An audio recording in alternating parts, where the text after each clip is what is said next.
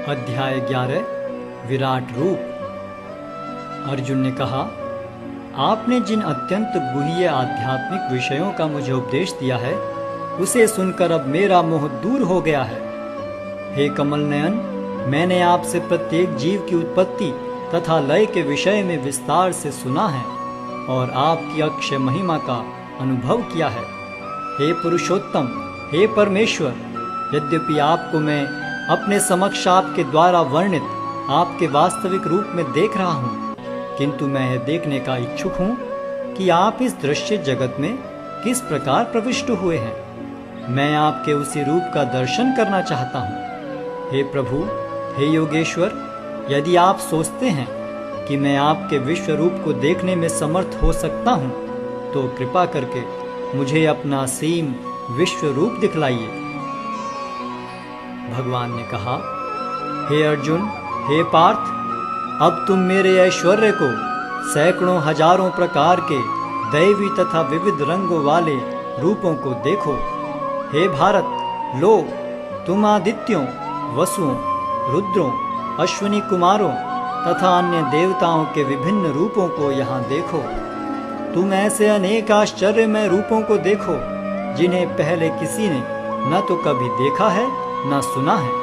हे अर्जुन, तुम जो भी देखना चाहो उसे तत्क्षण मेरे इस शरीर में देखो। तुम इस समय तथा भविष्य में भी जो भी देखना चाहते हो उसको यह विश्व रूप दिखाने वाला है। यहाँ एक ही स्थान पर चर अचर सब कुछ है, किंतु तुम मुझे अपनी आँखों से नहीं देख सकते, अतः मैं तुम्हें दिव्य आंखें दे रहा हूँ। अब मेरे योग ऐश्वर्य को देखो। संजय ने कहा, हे राजा, इस प्रकार कहकर महायोगेश्वर भगवान ने अर्जुन को अपना विश्व रूप दिखलाया। अर्जुन ने उस विश्व रूप में असंख्य मुख, असंख्य नेत्र तथा असंख्य आश्चर्य में दृश्य देखे। यह रूप अनेक दैवी आभूषणों से अलंकृत था और अनेक दैवी हथियार उठाए हुए था। यह दैवी मालाएं तथा वस्त्र धारण किए था और उस पर अनेक दिव्य सुगंधियां लगी थीं। सब कुछ आश्चर्य में तेजमय, असीम तथा सर्वत्र व्याप्त था। यदि आकाश में हजारों सूर्य एक साथ उदय हों तो उनका प्रकाश शायद परम पुरुष के इस विश्व रूप के तेज की समता कर सके। उस समय अर्जुन भगवान के विश्व रूप में एक ही स्थान पर स्थित हजारों भागों में विभक्त ब्रह्मांड के अनंत अंशों को देख सका।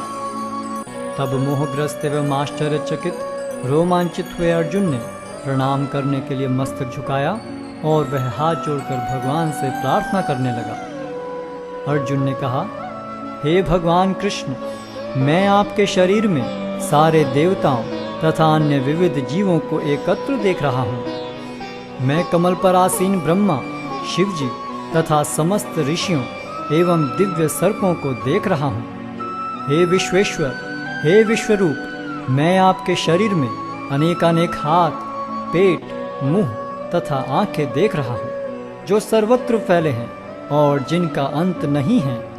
आप में न अंत दिखता है, न मध्य और न आदि। आपके रूप को उसके चकाचौंध तेज के कारण देख पाना कठिन है, क्योंकि वह प्रज्वलित अग्नि की भांति अथवा सूर्य के अपार प्रकाश की भांति चारों ओर फैल रहा है। तो भी मैं इस तेजोमय रूप को सर्वत्र देख रहा हूँ, जो अनेक मुकुटों, गदाओं तथा चक्रों से विभूषित है। आप परम आद्य ज्ञेय वस्तु हैं। आप इस ब्रह्मांड के परम आधार हैं। आप अव्यय तथा पुराण पुरुष हैं। आप सनातन धर्म के पालक भगवान हैं। यही मेरा मत है। आप आदि, मध्य तथा अंत से रहित हैं। आपका यश अनंत है। आपकी असंख्य भुजाएं हैं और सूर्य तथा चंद्रमा आपकी आंखें हैं। मैं आपके मुख से प्रज्वलित अग्नि निकलते और आपके तेज से इस संपूर्ण ब्रह्मांड को जलते हुए देख रहा हूँ। यद्यपि आप एक हैं, किंतु आप आकाश तथा सारे लोकों एवं उनके बीच के समस्त अवकाश में व्याप्त हैं। हे महापुरुष, आपके इस अद्भुत तथा भयानक रूप को देखकर सारे लोग भयभीत हैं। देवों का सारा समूह आपकी शरण ले रहा है और आप में प्रवेश कर रहा है। उनमें से कुछ अत्यंत भयभीत होकर हाथ जोड़े आपकी प्रार्थना कर रहे हैं। महर्षियों तथा सिद्धों के समूह कल्याण हो कहकर वैदिक स्तोत्रों का पाठ करते हुए आपकी स्तुति कर रहे हैं। शिव के विविध रूप आदित्यगण, वसु, साध्य, विश्वदेव, दोनों अश्विनी कुमार, मरुदगण, पितृगण, गंधर्व, यक्ष, असुर तथा सिद्धदेव सभी आपको आश्चर्यपूर्वक देख रहे हैं। हे महाबाहु, आपके इस अनेक मुख, नेत्र, बाहु, जंघा, पांव, पेट तथा भयानक दांतों वाले विराट रूप को देखकर देवतागण सहित सभी लोग अत्यंत विचलित हैं और उन्हीं की तरह मैं भी हूँ। हे सर्वव्यापी विष्णु, नाना ज्योतिर्मय रंगों से युक्त आपको आकाश का स्पर्श करते, मुख फैलाए तथा बड़ी बड़ी चमकती आंखें निकाले देखकर भय से मेरा मन विचलित है। मैं न तो धैर्य धारण कर पा रहा हूँ, न मानसिक संतुलन ही पा रहा हूँ। हे देवेश, हे जगन्निवास, आप मुझ पर प्रसन्न हो। मैं इस प्रकार से आपके प्रलयाग्नि स्वरूप मुखों को तथा विकराल दांतों को देखकर अपना संतुलन नहीं रख पा रहा। मैं सब ओर से मोहग्रस्त हो रहा हूँ। धृतराष्ट्र के सारे पुत्र अपने समस्त सहायक राजाओं सहित तथा भीष्म, द्रोण, कर्ण एवं हमारे प्रमुख योद्धा भी आपके विकराल मुख में प्रवेश कर रहे हैं। उनमें से कुछ के शिरों को तो मैं आपके दांतों के बीच चूर्णित हुआ देख रहा हूँ। जिस प्रकार नदियों की अनेक तरंगें समुद्र में प्रवेश करती हैं, उसी प्रकार ये समस्त महान योद्धा भी आपके प्रज्वलित मुखों में प्रवेश कर रहे हैं। मैं समस्त लोगों को पूर्ण वेग से आपके मुख में उसी प्रकार प्रविष्ट होते देख रहा हूँ, जिस प्रकार पतंगे अपने विनाश के लिए प्रज्वलित अग्नि में कूद पड़ते हैं। हे विष्णु, मैं देखता हूँ कि आप अपने प्रज्वलित मुखों से सभी दिशाओं के लोगों को निगले जा रहे हैं। आप सारे ब्रह्मांड को अपने तेज से आपूरित करके अपनी विकराल झुलसाती किरणों सहित प्रकट हो रहे हैं। हे देवेश, कृपा करके मुझे बतलाइए कि इतने उग्र रूप में आप कौन हैं। मैं आपको नमस्कार करता हूँ, कृपा करके मुझ पर प्रसन्न हो। आप आदि भगवान हैं। मैं आपको जानना चाहता हूँ, क्योंकि मैं नहीं जान पा रहा हूँ कि आपका प्रयोजन क्या है। भगवान ने कहा, समस्त जगतों को विनष्ट करने वाला काल मैं हूँ और मैं यहाँ समस्त लोगों का विनाश करने के लिए आया हूँ। तुम्हारे सिवा दोनों पक्षों के सारे योद्धा मारे जाएंगे। अतः उठो, लड़ने के लिए तैयार हो और यश अर्जित करो। अपने शत्रुओं को जीतकर संपन्न राज्य का भोग करो। ये सब मेरे द्वारा पहले ही मारे जा चुके हैं। और हे सव्यसाची, तुम तो युद्ध में केवल निमित्त मात्र हो सकते हो। द्रोण, भीष्म, जयद्रथ, कर्ण तथा अन्य महान योद्धा पहले ही मेरे द्वारा मारे जा चुके हैं। अतः तुम उनका वध करो और तनिक भी विचलित न हो। तुम केवल युद्ध करो। युद्ध में तुम अपने शत्रुओं को परास्त करोगे। संजय ने धृतराष्ट्र से कहा, हे राजा, भगवान के मुख से इन वचनों को सुनकर कांपते हुए अर्जुन ने हाथ जोड़कर उन्हें बारंबार नमस्कार किया। फिर उसने भयभीत होकर अवरुद्ध स्वर में कृष्ण से इस प्रकार कहा।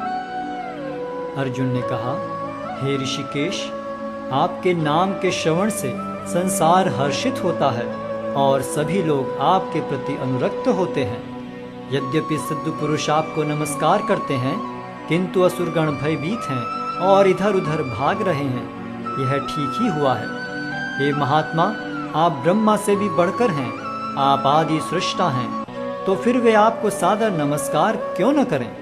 हे अनंत, हे देवेश, हे जगन्निवास, आप परम स्रोत, अक्षर, कारणों के कारण तथा इस भौतिक जगत से परे हैं।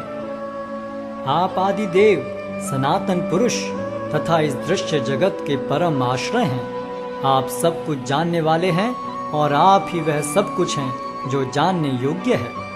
आप भौतिक गुणों से परे परम आश्रय हैं। हे अनंत रूप, यह संपूर्ण दृश्य जगत आपसे व्याप्त है। आप वायु हैं तथा परम नियंता भी हैं। आप अग्नि हैं, जल हैं तथा चंद्रमा हैं। आप आदि जीव ब्रह्मा हैं और आप प्रपितामह हैं। अतः आपको 1000 बार नमस्कार है और पुनः पुनः नमस्कार है। आपको आगे पीछे तथा चारों ओर से नमस्कार है। हे असीम शक्ति, आप अनंत पराक्रम के स्वामी हैं। आप सर्वव्यापी हैं, अतः आप सब कुछ हैं। आपको अपना मित्र मानते हुए मैंने हठपूर्वक आपको हे कृष्ण, हे यादव, हे सखा जैसे संबोधनों से पुकारा है, क्योंकि मैं आपकी महिमा को नहीं जानता था। मैंने मूर्खतावश या प्रेमवश जो कुछ भी किया है, कृपया उसके लिए मुझे क्षमा कर दें। यही नहीं, मैंने कई बार आराम करते समय एक साथ लेटे हुए या साथ साथ खाते या बैठे हुए, कभी अकेले तो कभी अनेक मित्रों के समक्ष आपका अनादर किया है। हे अच्युत, मेरे इन समस्त अपराधों को क्षमा करें। आप इस चर तथा अचर संपूर्ण दृश्य जगत के जनक हैं। आप परम पूज्य महान आध्यात्मिक गुरु हैं। न तो कोई आपके तुल्य है, न ही कोई आपके समान हो सकता है। हे अतुल शक्ति वाले प्रभु, भला तीनों लोकों में आपसे बढ़कर कोई कैसे हो सकता है। आप प्रत्येक जीव द्वारा पूजनीय भगवान हैं। अतः मैं गिरकर सादर प्रणाम करता हूँ और आपकी कृपा की याचना करता हूँ। जिस प्रकार पिता अपने पुत्र की ठिठाई सहन करता है, या मित्र अपने मित्र की घृष्टता सह लेता है, या प्रिय अपनी प्रिया का अपराध सहन कर लेता है, उसी प्रकार आप कृपा करके मेरी त्रुटियों को सहन कर लें। पहले कभी न देखे गए आपके इस विराट रूप का दर्शन करके मैं पुलकित हो रहा हूँ, किंतु साथ ही मेरा मन भयभीत हो रहा है। अतः आप मुझ पर कृपा करें और हे देवेश, हे जगन्निवास, अपना पुरुषोत्तम भगवत स्वरूप पुनः दिखाएं। हे विराट रूप, हे सहस्त्रभुज भगवान, मैं आपके मुकुटधारी चतुर्भुज रूप का दर्शन करना चाहता हूँ, जिसमें आप अपने चारों हाथों में शंख, चक्र, गदा तथा पद्म धारण किए हुए हों। मैं उसी रूप को देखने की इच्छा करता हूँ। भगवान ने कहा, हे अर्जुन, मैंने प्रसन्न होकर अपनी अंतरंगा शक्ति के बल पर तुम्हें इस संसार में अपने इस परम विश्व रूप का दर्शन कराया है। इसके पूर्व अन्य किसी ने इस असीम तथा तेजोमय आदि रूप को कभी नहीं देखा था। हे कुरुश्रेष्ठ, तुमसे पूर्व मेरे इस विश्व रूप को किसी ने नहीं देखा, क्योंकि मैं न तो वेदाध्ययन के द्वारा, न यज्ञ, दान, पुण्य या कठिन तपस्या के द्वारा इस रूप में इस संसार में देखा जा सकता हूँ। तुम मेरे इस भयानक रूप को देखकर अत्यंत विचलित एवं मोहित हो गए हो। अब इसे समाप्त करता हूँ। हे मेरे भक्त, तुम समस्त चिंताओं से पुनः मुक्त हो जाओ। तुम शांत चित्त से अब अपना इच्छित रूप देख सकते हो। संजय ने धृतराष्ट्र से कहा। अर्जुन से इस प्रकार कहने के बाद भगवान कृष्ण ने अपना असली चतुर्भुज रूप प्रकट किया और अंत में 2 भुजाओं वाला अपना रूप प्रदर्शित करके भयभीत अर्जुन को धैर्य बंधाया। जब अर्जुन ने कृष्ण को उनके आदि रूप में देखा तो कहा, हे जनार्दन, आपके इस अति सुंदर मानवीय रूप को देखकर मैं अब स्थिर चित्त हूँ और मैंने अपनी प्राकृत अवस्था प्राप्त कर ली है। श्री भगवान ने कहा, हे अर्जुन, तुम मेरे जिस रूप को इस समय देख रहे हो, उसे देख पाना अत्यंत दुष्कर है। यहाँ तक कि देवता भी इस अत्यंत प्रिय रूप को देखने की ताक में रहते हैं। तुम अपने दिव्य नेत्रों से जिस रूप का दर्शन कर रहे हो, उसे न तो वेदाध्ययन से, न कठिन तपस्या से, न दान से, न पूजा से ही जाना जा सकता है। कोई इन साधनों के द्वारा मुझे मेरे रूप में नहीं देख सकता। हे अर्जुन, केवल अनन्य भक्ति द्वारा मुझे उस रूप में समझा जा सकता है जिस रूप में मैं तुम्हारे समक्ष खड़ा हूँ, और इसी प्रकार मेरा साक्षात दर्शन भी किया जा सकता है। केवल इसी विधि से तुम मेरे ज्ञान के रहस्य को पा सकते हो। हे अर्जुन, जो व्यक्ति सकाम कर्मों तथा मनोधर्म के कलमश से मुक्त होकर मेरी शुद्ध भक्ति में तत्पर रहता है, जो मेरे लिए ही कर्म करता है, जो मुझे ही जीवन लक्ष्य समझता है और जो प्रत्येक जीव से मैत्री भाव रखता है, वह निश्चय ही मुझे प्राप्त करता है।